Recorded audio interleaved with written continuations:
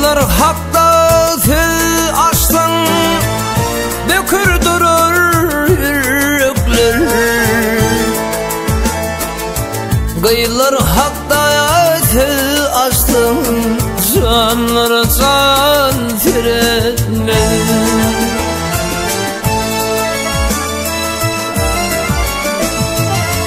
Kıyılar hakta fil açtan eğilerdik derekler.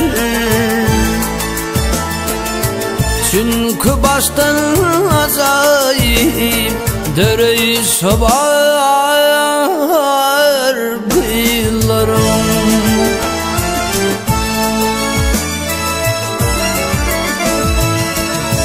Namım doğulap gider, kara taşlar çölelzam. Yüreğim cühlep gider, taş serpilip gülelzam.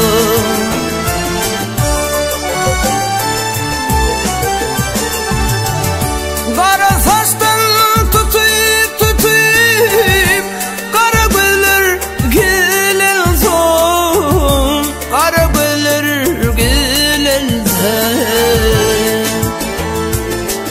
Seni örter taşlarını darayı savar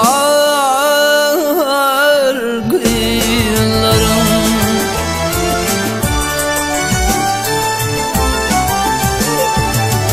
Diş değmedik al yanan, almayalı yavaklı, almayalı yavaklı.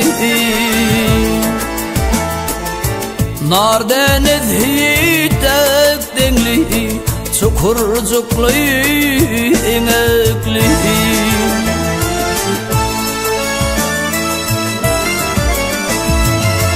Gönlüm karva olsa, ucu tezin çinkli.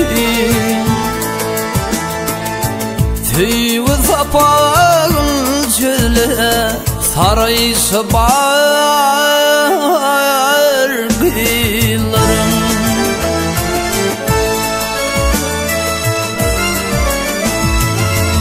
Yürüyüşünü görmene satılmasın diyemedim.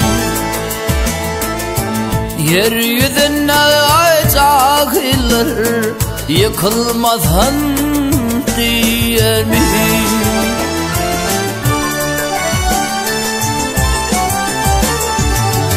Ya nazarlap yüreğimi bukulmasın diye mi, bukulmasın diye mi? Yerin kayman bozman, yürüyüş var kıyılarım.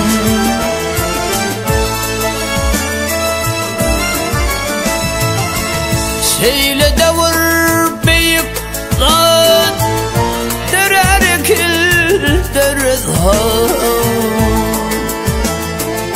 Yer hem yaydan yan yalı, sallanıp kayıp